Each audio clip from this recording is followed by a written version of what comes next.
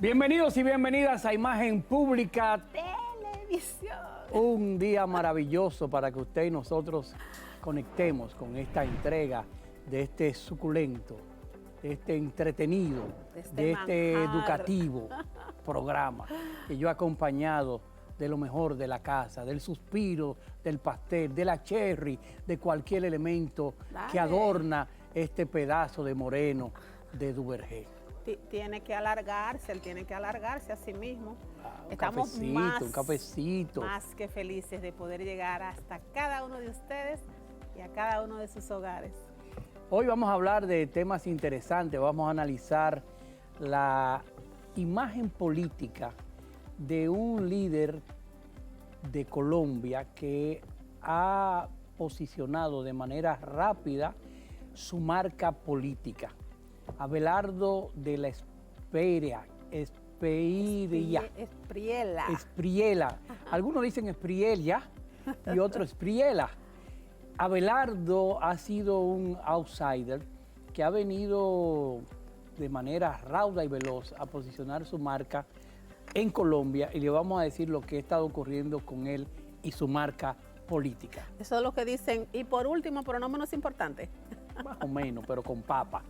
También en Imarcalogía vamos a analizar la Imarcalogía de un generalísimo. Y a propósito de que acabamos de pasar el 30 de mayo, el día en que se ajustició al tirano Rafael Leonidas Trujillo Molina, vamos a hablar de su Imarcalogía. ¿Y usted? Aprovechando, entonces vamos a hablar de política, pero de la moda en la política. Y vamos a tener un plato fuerte, un amigo, un productor, un personaje de la comunicación, de la televisión, del cine, del completo, audiovisuales. Es completo. Sí. Hugo Devana es nuestro invitado en el día de hoy. Y hoy, si yo fuera usted, buscara lápiz y papel, porque en este programa usted va a aprender. Quédese con nosotros. Salud.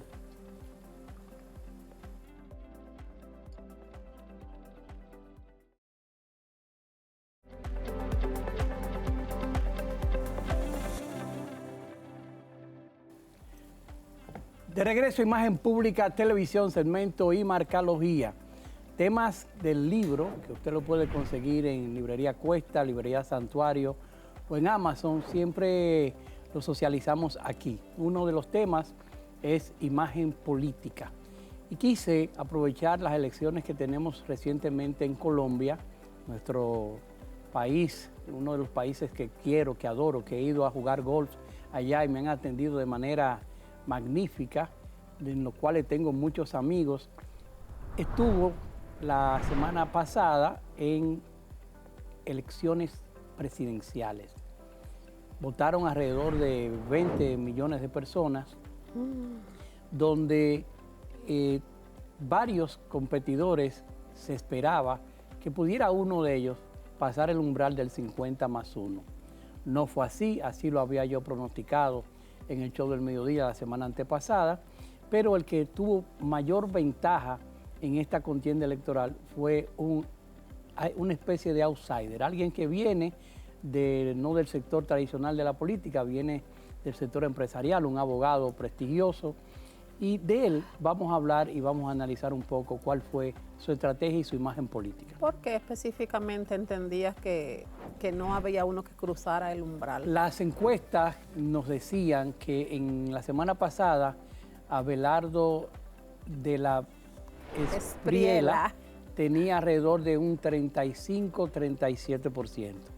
Iván Cepeda, que era el candidato del gobierno, tenía alrededor de 37-38%. La tercera candidata, que era la señora Paloma, no llegaba creo que a 12 en las encuestas. Pero sí que era casi imposible sacó un 6, cruzar esa ventaja. Y era muy difícil que ellos recompusieran en tan poco tiempo que quedara para alcanzar el 50+1. Por eso advertí que iba a haber segunda vuelta y que en segunda vuelta lo que sí iba a pasar es que lo que Uribe apoyara, o sea, el expresidente Uribe, fueran los que resultaran ganadores. Yo debo recordar que el señor Abelardo fue abogado del expresidente Uribe y que el expresidente Uribe apoyaba a la señora Paloma. De hecho, ya él acaba de dar unas declaraciones al pasar las elecciones en la primera vuelta de que van a apoyar a Abelardo en consecuencia de que Paloma no quedó, no se acercó bien parada comparado con él. Entonces, ese lado político va a apoyar a Abelardo. A tu entender, puede ser que, como sucede aquí, un poco de cansancio de los mismos candidatos o un buen manejo de las estrategias políticas que lo llevara tan Colombia cerca. Está pasando por una agitación muy sui generis. Se está jugando la democracia, es lo que dicen algunos colombianos, contra un proceso de gobierno de izquierda, que es el que representa ahora el presidente Petro. Y entonces, en esa contienda electoral viene parte del discurso del señor Abelardo. Y yo debo recordar, para entrar en materia, quién es este outsider. Viene precisamente del sector del derecho, un abogado prestigioso, que se diferenció en el ejercicio del derecho por su imagen personal.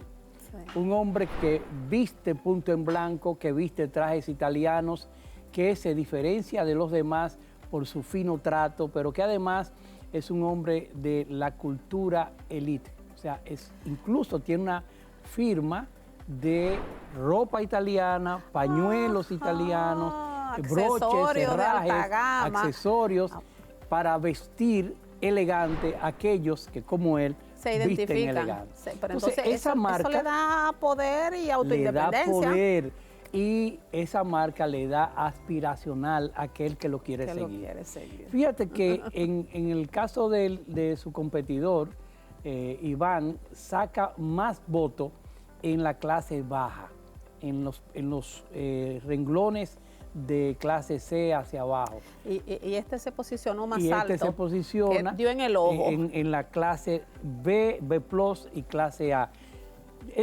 Dicho esto, porque el mensaje de la izquierda es trabajar la reforma agraria, trabajar compartirlo del Estado con los pobres, etcétera, etcétera. Pero el mensaje del señor Abelardo era más radical, era incluso eliminar los campos de droga, de sembradío de cocaína, de marihuana. Y eso no atenta con la alta. Bueno, pero fíjate que viene con un mensaje de ultraderecha, un mensaje tipo Bukele, un mensaje tipo Milei. Y ese mensaje de ultraderecha también entendemos nosotros que estaba apoyado por la escuela norteamericana, que no quiere que la izquierda continúe en Latinoamérica. Por eso y por otras razones entendemos que ese mensaje que él envía de hombre organizado, de hombre handmade, o sea, de una persona que se autodisciplina, que se hace él mismo un empresario prestigioso, un empresario famoso, pero además tiene otro componente, es cantante, hasta ha grabado. Artista. Hasta ha grabado temas. Pues le quedó bien el artistaje, porque al final la política tiene mucho de artistaje. Y ese manejo escénico que él le da, todo eso que estamos diciendo, un abogado tiene que litigar, tiene que subir estrado y hablar fino. Tiene buen verbo. También, o sea, todo eso le suma para que incluso diríamos, su mote de guerra sea el tigre. Y así se vendió como el tigre. Y pero es lo político más abogado no tiene que ver mucho como con envoltura, con mentira. Pero precisamente son de las cosas que él combatía. Él hablaba mucho de ser transparente. Y fíjate que a pesar de que muchos pudieran decir, bueno, pero que él es popi, él es rico, nunca ocultó su estilo de vida. Y su estilo de vida era que lo hacía tener el poder de poder hablar, de poder decir, hay que transformar Colombia, hay que asegurar que Colombia sea democrática y no siga en Colombia a la izquierda. Vendiendo el estatus que la mayoría de las masas hacia abajo pues necesita o quisiera. Las masas, la clase C, D, es aspiracional, siempre quisiera ascender a la B, siempre quisiera. Entonces, ese mensaje de Abelardo del Espriella es el que se envió en esta contienda electoral, que debo decir, el posicionamiento de este candidato fue impresionante porque estaba en tercer, cuarto lugar y fue emergiendo hasta el punto de quedar en primer lugar en esta primera vuelta y sin duda alguna, por lo que se ve, será el presidente de Colombia, porque es posible que las fuerzas de derecha se unan a él. Hay 14 partidos de derecha que sacaron pocos votos, pero hay uno que sacó 4, otros 6. Pero dime, se van a apoyar al que le puedes remunerar de una forma u otra el apoyo. Y el que tenga ideología parecida. Eso es lo que entiendo que pasará dentro de, diríamos ya, algunos 15, 16 días, porque son 21 días después de las elecciones de primera vuelta, que viene la contienda electoral de segunda vuelta. ¿Qué tú crees que puede cambiar el escenario ahora, como apresurando el paso, ya en la puerta? Yo creo que ha sido un error el que el presidente Petro haya salido con unas declaraciones prácticamente desconociendo el resultado. Sin embargo, el candidato Iván se mantuvo de manera firme, de manera diplomática, no lo descalificó el resultado. Entonces eso más que bien le hace daño a ese candidato en una segunda vuelta. ¿Qué pudiera cambiar ahí? Vimos que muchos de las urbanizaciones y distritos de clase baja no salieron a votar. A pesar de que la izquierda y la guerrilla tiene mayor fuerza en esa clase, pero me imagino que el miedo hizo que ellos no salieran a votar y eso fue peligroso. ¿Y tú crees que ahora puede unirse? Es posible que ahora ese ejército de voluntades motive a que esas personas que no salieron a votar por ese candidato del gobierno salga a votar. Y recuerde que el que esté en el gobierno tiene el poder y el que esté en el poder tiene la manera económica de hacer que la gente se motive y salga. De tratar a quedarse, pero también puede haber mucha motivación a hacer cambios, como lo hemos visto en muchas partes, inclusive aquí. Mi apuesta, según los números que tengo, según el análisis que hago, es que el próximo presidente de Colombia será el abogado Abelardo del Espriella, si Dios, los colombianos y él así lo decide. Bueno, fue un mensaje fuerte. Estética más estrategia. El mensaje quedó. El profesor Enrique Izquierdo, de una de las materias más importantes de imagología, decía, a pesar del envase que debe ser bien cuidado, el contenido del político debe ser importante para no contrastar con ese envase. Este candidato tenía un buen envase, sí, un envase que era comprable, que era, de alguna manera, quisieran ser como él, y también su contenido era exquisito. Recordemos que el 55% tiene que ver con la imagen física. Continuamos con más de Imagen Pública Televisión. Volvemos en breve.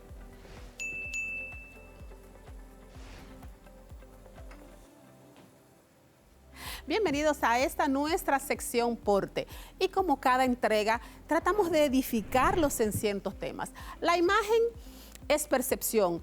La imagen en los últimos tiempos está un poco distorsionada porque no podemos ni debemos llevar una imagen única, ni como persona en sí debemos establecer qué tipo de imagen llevar, cómo queremos que nos perciban y en cada tipo de desenvolvimiento y en cada profesión a la que nos dedicamos necesitamos llevar una imagen estratégica. Y hoy hablaremos de la imagen política o de la imagen en la política. Cuando hablamos de moda en política, en el momento que la persona decide llevar un rol, representar un gremio, desenvolverse en un área, la estrategia inicial debe ser ¿cómo quiero ser percibido?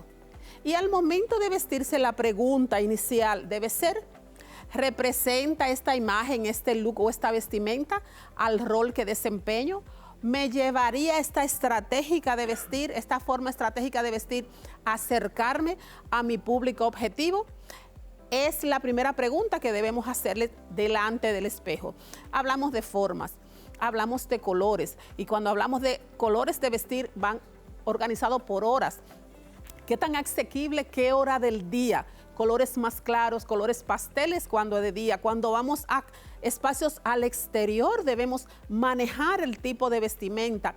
En el momento que hablamos de política y de moda, ya los estampados y las rayas, a menos que sean rayas imperiales pequeñitas, las rayas, los cuadros y las imágenes pasan a un segundo plano porque debemos vestir de forma estratégica, llana y limpia. Y hablamos de estrategia a la hora de vestir y aquí vemos en la forma de los caballeros y cómo vestirlo de acuerdo al rol, al espacio en que se van a desenvolver. Y hay diferentes espacios, por ejemplo, sección legislativa, actos patrios, reuniones territoriales, conferencias, recorrida social y cena protocolar.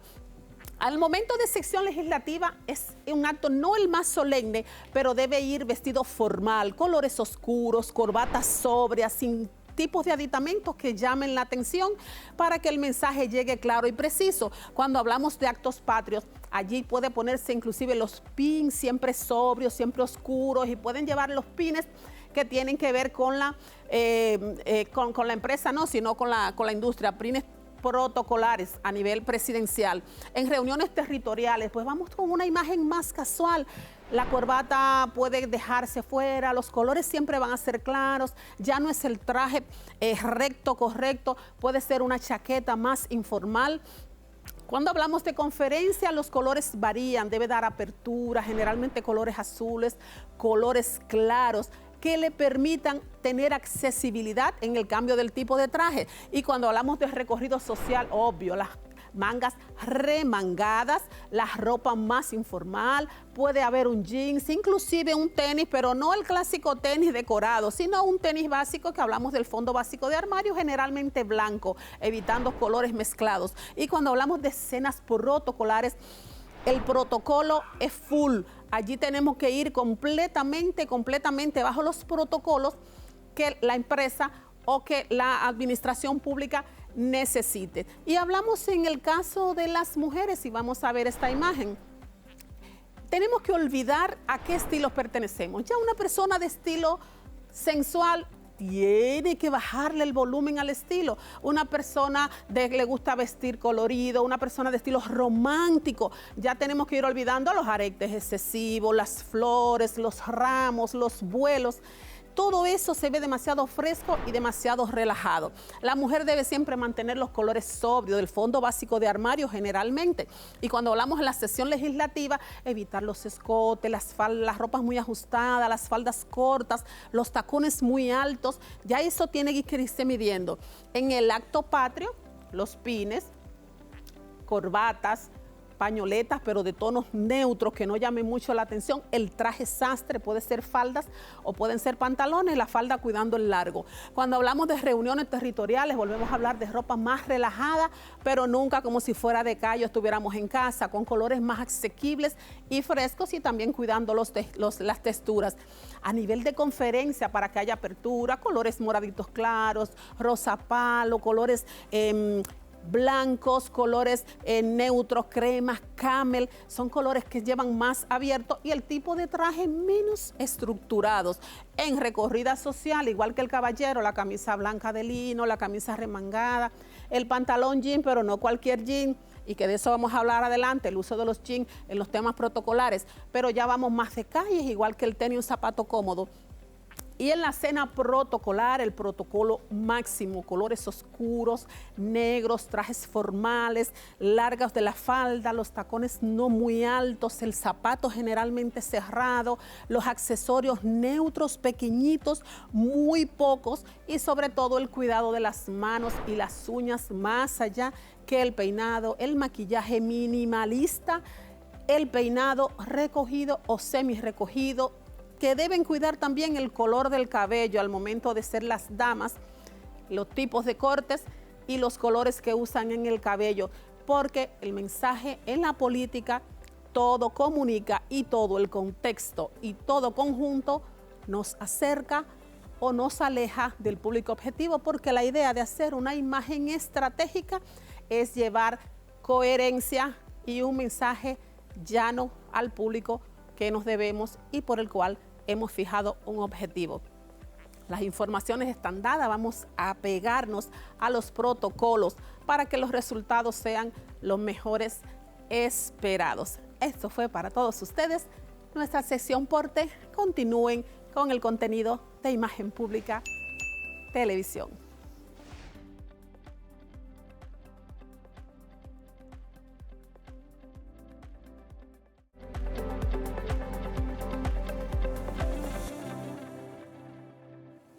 De regreso, Imagen Pública Televisión, segmento clásico del estilo. Un clásico como el que vamos a analizar hoy. Tiene muchos enemigos, pero también todavía al sol de hoy tiene muchas personas que le escucho diciendo que le ven la parte buena todavía. Que el tipo era bueno. De hecho, está prohibido por ley enaltecer su figura. Y es lo primero que quiero advertir en este segmento, que no vamos a enaltecer la figura de Rafael Leonidas Trujillo Molina, que vamos a analizar su imagen personal, su imarcalogía. Morfología, para que la gente ahorita no digan, en ese programa enaltecieron a Trujillo. Trujillo como tal, como imagen política que tenía, imagen personal que tenía, imagen, diríamos, de dictador que tenía una imagen que en algunos casos era hasta líder en ese tipo de cosas que hacía. Una de ellas era su forma de vestir. Bueno. Siempre impecable, siempre a la moda, siempre 100%. Limpio, siempre ordenado, siempre bien aseado. Decían, y de los historiadores que escribieron sobre él, que era capaz de vestirse 4 y 5 veces al día. O sea, 4 y 5 veces al día. Con tal de no verse estrujado. Así es. Entonces, es que tenía una figura que mandaba disciplina, autoridad, pero que emanaba una serie de magnetismo y de poder en la forma de vestirse. Y por eso quiero que empecemos analizando la parte de su cerebro triuno. Ese cerebro, que tiene 3 cerebros en uno. El cerebro rectílico, que se dispara cuando siente una amenaza físico-moral. El cerebro mamífero, o el límbico, como se llama, que es el cerebro donde emanan las emociones, odio, rencor, adversión, felicidad. Y el cerebro de la neocorteza, que es el cerebro de raciocinio, de la prevención, el cerebro de la anticipación, del cálculo. Para mí, el cerebro de Trujillo que primaba era ese, el de la neocorteza. El que primaba, pero para mí que él pivoteaba entre el reptílico y el... No, lo que pasa es que hay personas que incluso hacen actos violentos pensados para reflejar o emanar o enviar mensajes. Entonces, ese Trujillo que era planificador, que era tras la sombra en muchos casos, que estuvo antes de acceder al poder, es un Trujillo de planificación. Tú dices que él manejaba el miedo mediante la manipulación para ejercer el poder. Así mismo. Y enviaba señales para que la gente le temiera. Recuérdate que esa época que vivió el generalísimo Trujillo era una época de grandes cambios en Latinoamérica, con una izquierda, un comunismo avanzando en varios países, Cuba, Nicaragua, entre otros países de Latinoamérica, y a él le picó cerca porque muchos de los dominicanos que querían un cambio político se entrenaron en Cuba y fueron a Cuba para ser entrenados en guerrilla, y muchos de ellos pensaban que la ideología del comunismo podía ser una solución a nuestro país. Por tanto, él vivía ante esa amenaza constante que tenían muchos de los políticos de ese entonces, que eran muy alineados con el socialismo de ese entonces, el comunismo. Pero dentro de ese periodo de gobierno, como tú habías dicho, siempre decimos luces y sombras, hubieron muchas personas que le dieron valoración de desarrollo, de progreso a todo lo que hizo, pero también lo que pasa es que la gente como él, que yo sé de paso era un hombre muy inteligente, se rodeó de gente más inteligente que él. personas que pudieran asesorarlo en el orden económico, en el orden cultural, en el orden político, y por eso se mantuvo tantos años. Debemos recordar que Trujillo viene siendo uno de los caudillos de Latinoamérica que más tiempo duró en el poder, al punto de que para salir de Trujillo hubo que matarlo, porque todavía ya prácticamente, diríamos, en el ocaso de su poder, todavía la gente lo apoyaba. Entonces, pero pasemos a la morfología de Trujillo. Tenemos 3 fisionomías. Está el mesomorfo, que es aquel que de alguna forma su cuerpo, sus músculos, con textura pequeña, su delgada. Contextura, ese mesomorfo no es... es el ectomorfo. El mesomorfo es aquel que es robusto, que no tiene barriga, que es paradito. El ectomorfo que es delgadito en apariencia frágil. Y está ¿cómo se llama? La otra condición que es ectomorfo, el del mesomorfo gordito, el del gordito, endomorfo, el que es el gordito, fuertecito, regularmente una apariencia social, tímido en ocasiones. Trujillo, en toda su larga vida, su cuerpo fue mesomorfo. Sí. Fue una persona que, dicho sea de paso, tenía contextura física buena, era una persona que no tenía libras de más, no era un flaco. Entonces, esa contextura física era gallarda, y por eso al vestir, vestía de manera que le quedaba muy bien la ropa. Impecable. Le quedaba ceñida, ropa prêt-à-porter, dicho sea de paso, y por eso su esbeltez al vestir pues le daba ese glamour, esa clase al generalísimo Trujillo Molina. Su forma de ser, más su fisonomía, le daba un arquetipo de fuerza. La tenía. Líder, que, dominante, omnipotente. Podríamos decir que Trujillo era ese arquetipo de poder, guerrero, ese arquetipo. También tenía un arquetipo que líder, era protector, del protector. Puede ser. Mucha gente a Trujillo lo veía como ese protector. Entonces, entre esos arquetipos navegaba Trujillo, ese poderoso guerrero, ese poderoso nacionalista, pero ese poderoso también amigo, ese poderoso protector. Sí, porque dentro de esos arquetipos. No, muchos de los dominicanos de esa época entendían que veían a Trujillo como un padre, porque aquí todo el desarrollo económico de esa época lo hizo bajo la tutela de Trujillo, porque recuerda que Trujillo asume, una vez se van los norteamericanos, y él asume el poder en ese entonces. Entonces, ¿cómo lo veían? Pues lo veían muchos de los dominicanos de esa época como padre.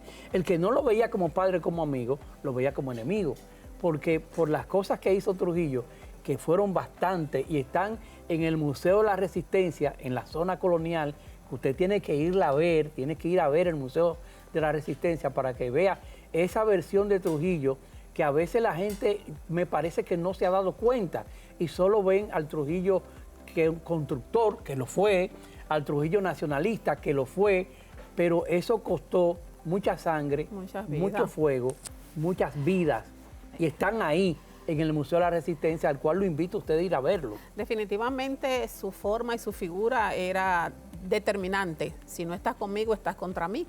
Él tocaba los extremos. Típico de un dictador. Típico de un dictador. La imarcalogía del generalísimo Rafael Trujillo Molina. Rafael Leonidas Trujillo Molina. Es nuestro tema de hoy en este segmento. Continuamos.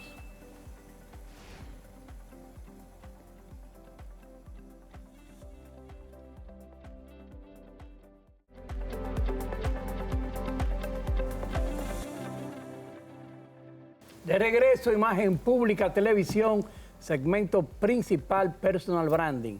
Una marca personal es aquel o aquella que ha construido un legado, que por donde ha pasado ha dejado inspiracionales, personas que quieren ser como él o como ella, personas que reconocen su hacer, su haber o su tener, personas que dicen, wow, yo quisiera ser como él, yo quisiera ser algún día como este productor de televisión, amigo, gente interesante, persona exquisita, de buen trato y de buen gusto. Mi amigo Hugo Devana. Bienvenido. Bienvenido, Hugo. Con esa presentación me voy.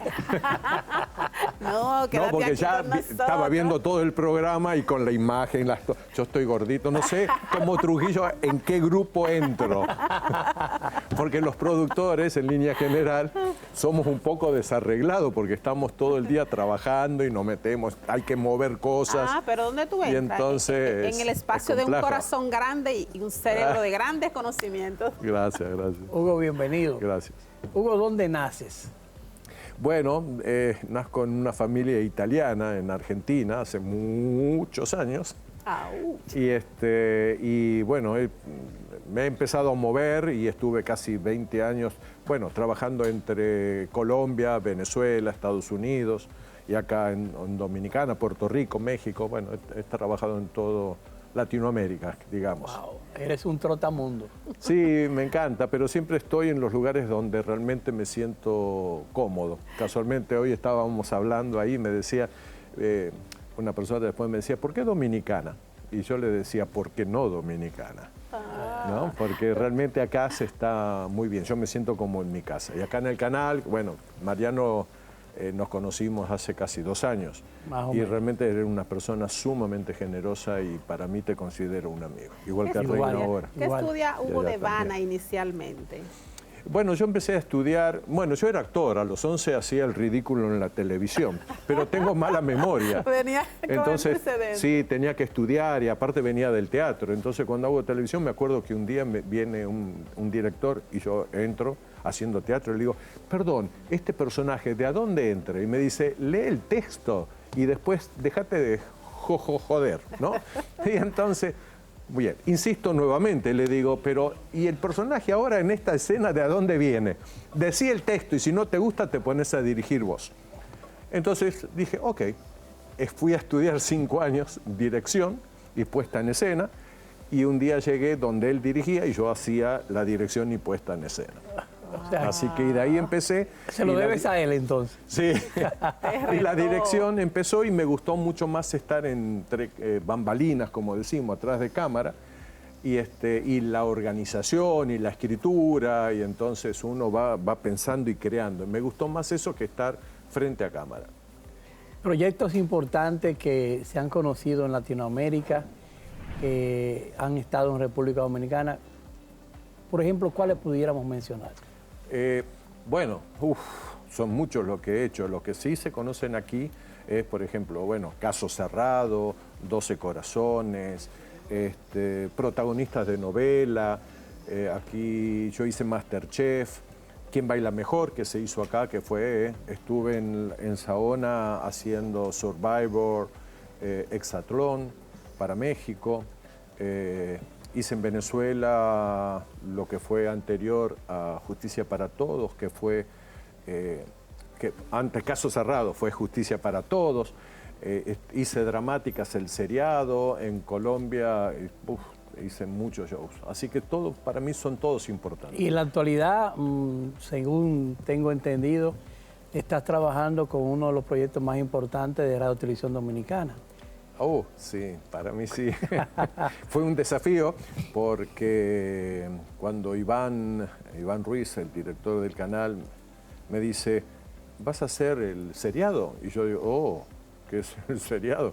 El seriado no es fácil hacer un seriado. No. Y ya que venía de una primera temporada muy bien hecha, y dije, bueno, es un desafío. La familia Espejo, la gran familia Espejo. Y entonces armé, que es lo de... Yo siempre digo que uno no puede hacer nada sin un gran equipo, porque aquí todos son importantes, desde la señora que limpia, el que prepara el café, el que sirve el vino, que espero que en cualquier momento venga y lo traiga. Ah, viene. Viene, ¿no? Viene. Entonces, él te oyó. Ya está preparando. Se animó. Bueno, todos somos importantes. Tenemos distintos obligaciones dentro de lo que es esto. Y entonces, eso es lo principal. Creo que ahí he logrado hacer con Tito Rodríguez, que es un cineasta dominicano que es extraordinario, que ha hecho La Familia Reina, Fefita la Grande, que Rafaela, o tiene un sinnúmero de películas. Es un amigo y le digo, vamos a hacer la familia Espejo. Y me dice, ok. Y yo digo, ¿estás seguro? Porque no está en la plata del cine. Me dice, no, contigo vamos y lo hacemos. No importa. Muchísimas gracias, caballero. No importa eso. Me gusta el proyecto, vamos a hacerlo. Y ahí empezamos, ya estamos en la etapa de montaje, musicalización. ¿Cuántos capítulos tiene esta temporada? Son 7 capítulos de 1 hora. 7 capítulos, formato de una película. De serie. Es una serie como de 1 hora, son 7 horas, 8. ¿Exteriores en qué porcentaje? Casi un 30, un 45% de exteriores. Hemos salido a grabar en todas partes, o a rodar, mejor dicho, porque estuvimos en Baní, en las minas de Baní, haciendo toda una parte de la historia, porque Berto Espejo resulta que para salir a trabajar, porque aquí no le va bien, decide hacer un viaje y es contratado en una mina para arreglar unas maquinarias. Y se va lejos y se enferma. Entonces hay una trama, sobre todo, de valores se empieza a notar ahí. ¿Por qué? Porque él se va para defender a la familia, para trabajar, para esforzarse. Se enferma y no le quiere decir a la mujer que está enferma. Wow. La mujer, escuchando a algunos de gente que van a ver ahí, no, seguramente te debe estar engañando o algo, empieza en una crisis hasta que descubre que no es así, que realmente él no la quiso molestar, no la quería preocupar, y entonces... Ella interpretó me callo mal. Porque yo hablo mucho. Perdón, lo que te iba a decir... No va a hablar nadie. Que el vino no es utilería, como en alguna serie. Como en alguna Esto serie. de verdad. Salud. Salud. Salud. Salud. Y paren, hablen, porque yo empiezo a hablar 2 horas de programa. ¿Dónde ha estado tu mayor reto de todas estas producciones que has tenido importantes?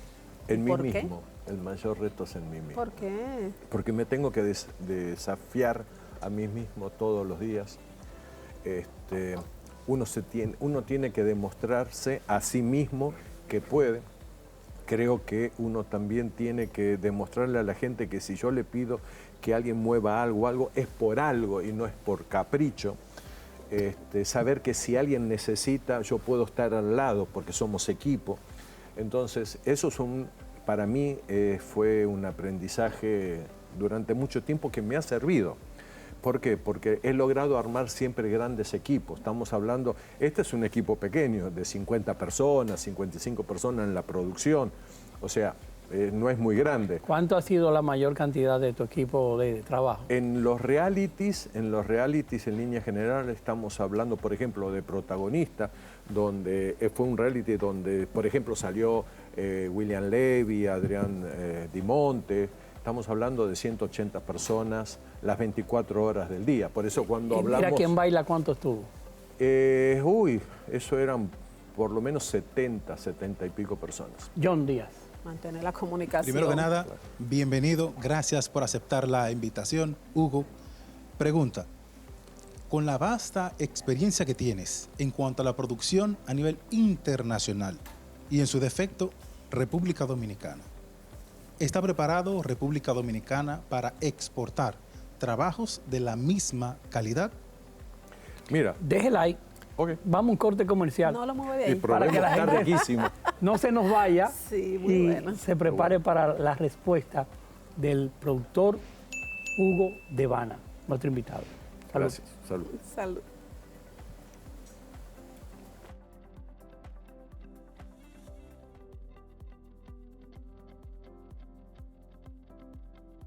De regreso a nuestra segunda parte de Imagen Pública Televisión en nuestra sección Personal Branding. Hoy de corte internacional, aunque ya está bien aplatanado, cineasta, productor, actor, guionista, y es una persona que tras de la cámara, ustedes no se imaginan hasta cuánto han movido los hilos, y hoy lo tenemos aquí para que sepa de él todo lo que sabemos nosotros. Yo debo confesar que nosotros estuvimos en varios de los canales de México. Estuvimos en Televisión Azteca, en Univisión, en Imagen TV, en el canal Televisa. estatal, en Televisa. Y por donde pasábamos, solo había que mencionar el nombre de Hugo Levana. Se abrían las puertas. Porque eran, Se abrían las porque puertas. eran amigos los que lo atendieron. Se abrían las puertas. Uno no recomienda a un enemigo, no te dice, ve a él que me odia. No, Teníamos una pregunta en el aire. Ahora una pregunta que hizo John. John, por favor, repítela para recordarla. Claro que sí. Agradecerte primero por aceptar la invitación. Segundo, con la vasta experiencia que tienes en cuanto a la producción a nivel internacional y en su defecto República Dominicana. República Dominicana está dentro de aquellos niveles. Yo empiezo con una. ¿Tú qué crees? Claro que sí. Si es de tu mano, sí. Conociéndote el background, claro que sí. No, mira, cuando yo hice Quien Baila, aquí mucha gente de la calle me decía, pero eso se graba acá, sí, le digo acá en Telesistema. No, porque tiene una estructura, tiene un contenido, tiene una forma, ¿no? Que es distinta. Lo mismo en MasterChef. Yo sé que hay una cierta, ¿cómo se diría? Una cierta predisposición a que las cosas no van a suceder. Yo entiendo que a lo mejor en televisión, porque en cine creo que ya se superó esa barrera, porque hace muchos años yo decía, ¿por qué no van a grabar, a rodar en Dominicana? Y me dicen, no, uy, pero las películas que se ven, faltan. Pero eso fue creciendo y ahora hay unas películas extraordinarias. Todo es consecuencia de las ganas que uno tenga de hacer las cosas. Por ejemplo, nosotros estábamos 14 horas y el equipo era tan bueno que están acostumbrados en cine a trabajar 12 horas. Entonces, yo los tengo que dejar, por ejemplo, a las 10 de la noche porque al otro día entran a las 10 de la noche y grababan 12, 14, 13 horas y después venían 2 horas acá y llegábamos aquí a la 1 de la noche de rodar afuera en condiciones que no era que como...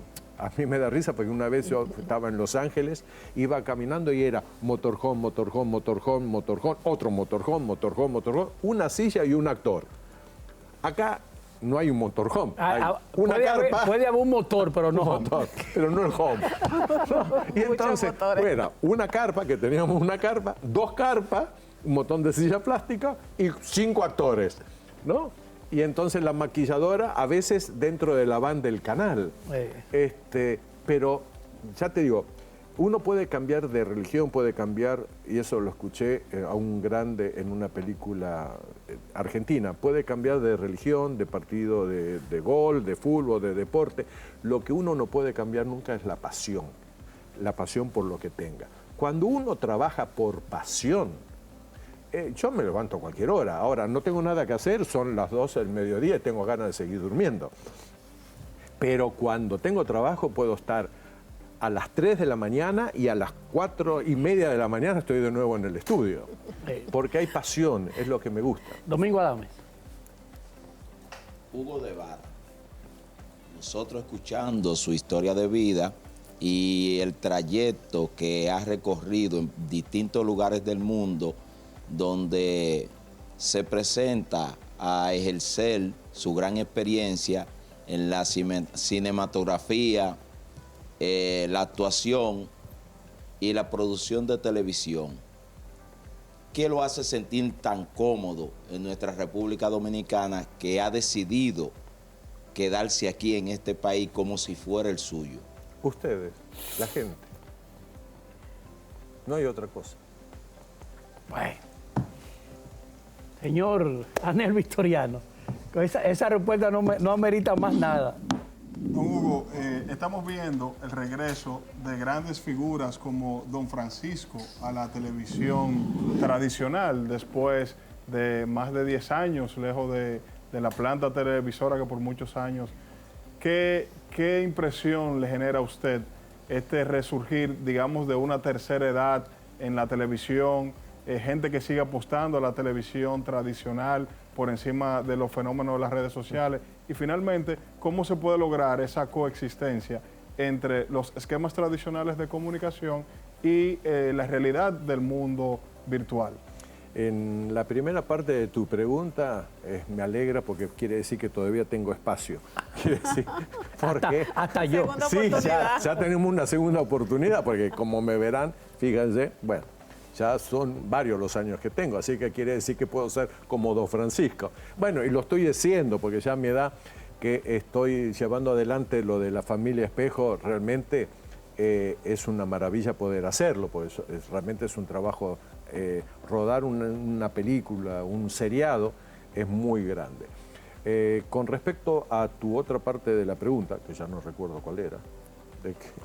¿Cómo lograr esa combinación entre los correcto. esquemas tradicionales de comunicación? Mira, cuando salió la televisión decían que la radio iba a morir, ¿no? Y hoy la radio está más viva que antes. Cuando salieron los streaming, la televisión va a morir. ¿Está pasando por un gran problema? Sí. Porque es como todo, todavía a la gente le falta, y eso sí, aquí en Dominicana quizás es un poco más, porque en Argentina ya lo entendieron un poco, en Colombia lo entendieron un poco más, en Estados Unidos nada, están intentando con ViX y con Telemundo, la plataforma de ellos, que están tratando de juntar. Fíjate, no hay un solo, iba a decir una grosería, pero no lo decía, no hay un streaming o digo influencer que no quiera hacer televisión. Todos quieren estar en televisión. ¿Por qué? Si es que la televisión no se ve, la televisión está muriendo, no existe, no está, y no hay un solo youtuber que no esté desesperado por estar en un programa de televisión. Entonces, ¿qué pasa? Como dice Iván Ruiz, la televisión certifica que lo que está pasando es verdad, porque se La estudió. época de la convergencia, claro. se convergen todos. Lo que hay que hacer es ver cómo está pasando, cómo nos podemos unir, cómo podemos hacer radio, televisión, streaming y todo, porque sí se puede. Y esto no va a morir. ¿Está pasando por una agonía?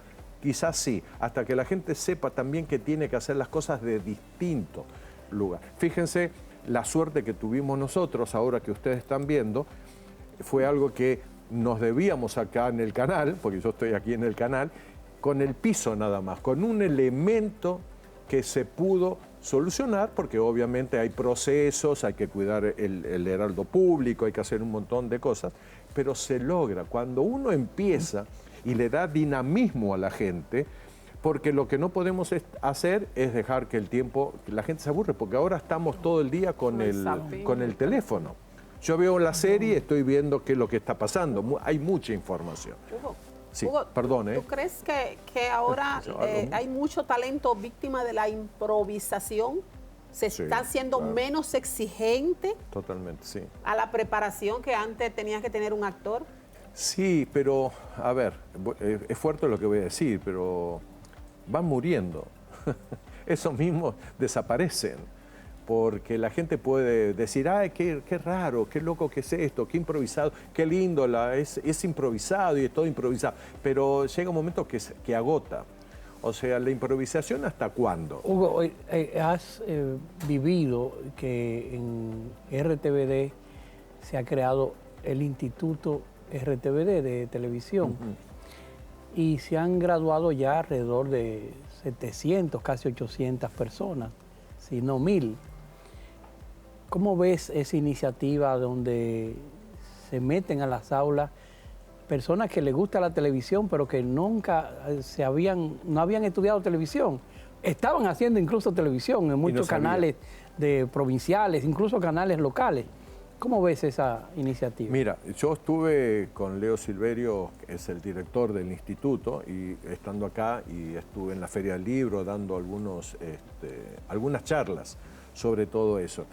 Y tú te das cuenta, es lo que te decía, hay 40 personas, 30 personas, y de esas 30 personas tenemos 10 que realmente tú la ves que tienen ganas. Después hay unos 5 que es bueno, si a lo mejor yo consigo un intercambio. Después hay otros 5 que dice, bueno, yo no sé qué otra cosa que hacer. Pero no todo el mundo el que entra al estudio a estudiar viene por el mismo objetivo. Hay mucha gente aquí, en todas partes, y lo digo aquí, en el canal, a donde sea, que mucha gente va por un trabajo. Cuando tú vas al trabajo, nada más que por trabajo, porque lo que necesitas o porque necesitas Ingresos. cobrar es 100 pesos, 200 pesos, y siempre te vas a estar quejando que no te alcanza, pero no te preparas, hay que prepararse, hay que luchar, hay que quemarse las pestañas, como decían, leer, ver mucho, ver televisión, ver cine, ver afuera, ver un montón de cosas. Voy cerrando, me están haciendo cerrar. Hace A mí rato me me van a hicieron, hacer, hacía los gritos. hace gracias, rato gracias. me lo hicieron a mí. Y como tú eres productor de series ya. y de televisión, Listo. tú sabes que tengo que decirte, cierra. Bye, Vos también. Gracias, Hugo. Hugo, un placer, un honor Gracias, igual, que estés igual. con nosotros. Es un verdadero privilegio tenerte como marca personal invitada. Gracias. Eres una marca personal. No es porque estás aquí con nosotros. Ya dije mi experiencia en México, en las principales televisoras mexicanas. A Hugo lo respetan, lo quieren y lo distinguen. Fue mi experiencia en los diferentes canales que visitamos. Cuando decíamos, vuelvo y repito, venimos parte de Hugo Devana, que está con nosotros en Radio Televisión Dominicana, en República Dominicana. Se hacía la magia. Abrían las puertas. Ellos decían, qué suerte, para que no se venga acá. Basta. Yo no lo Gracias. Y a ustedes, muchas gracias. Gracias. Mímase, cuídese. Hasta la apapáchese. próxima. Usted es la Salud. persona más importante del planeta. Salud, Salud, compañero. salud a Hasta la todos. próxima.